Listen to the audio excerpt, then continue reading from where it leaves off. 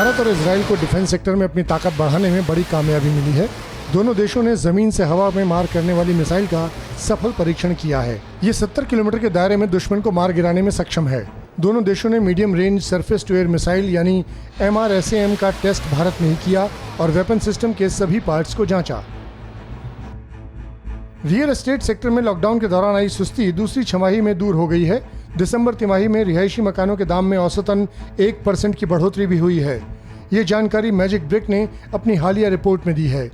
दिसंबर तिमाही में ready to move मकानों की कीमत कमोबेश जस की तस रही, लेकिन अंडर कंस्ट्रक्शन मकानों का दाम औसतन 2% बढ़ा। जहां तक अंडर कंस्ट्रक्शन प्रॉपर्टीज के दाम में बढ़ोतरी की बात है तो ये ट्रेंड खास तौर पर पश्चिम और दक्षिण भारत में देखने को मिला। हरियाणा से जल्द ही देश की पहली एयर टैक्सी शुरू होगी और इसके साथ ही मिडिल क्लास लोगों का हवाई यात्रा करने का सपना आसान होगा। इस एयर टैक्सी की शुरुआत हिसार एयरपोर्ट से होगी। यहाँ से लोग देहरादून, चंडीगढ़ और धर्मशाला कम किराए और कम समय में आ जा सकेंगे।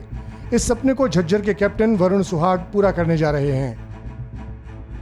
देश में ठीक होने वाले कोरोना मरीजों का आंकड़ा 1 करोड़ को पार कर गया। पिछले 24 घंटों में 17,909 कोरोना संक्रमितों की पहचान हुई तो 21,161 ठीक हो गए। एक्टिव केस यानी इलाज करा रहे मरीजों की संख्या में 3,531 की कमी आई। अब देश में 2,24,000 एक्टिव केस बचे हैं। ये आंकड़े covid19india.org से लिए गए हैं। केंद्रीय अर्धसैनिक बलों के जवान अब खादी से बनी दरियां इस्तेमाल करेंगे। भारत तिब्बत सीमा पुलिस यानी ITBP और खादी ग्रामोद्योग आयोग के बीच खादी दरी की सप्लाई को लेकर समझौता हुआ है। पहली खेप में कुल 1,71,000 खादी के दरियों की आपूर्ति की जाएगी। इस खरीदारी के लिए 8 करोड़ रुपए से ज्यादा खर्च होंगे। परवाह देश की, सोमवार से शुक्रवार रात 10 बजे TV9 भारतवर्ष पर।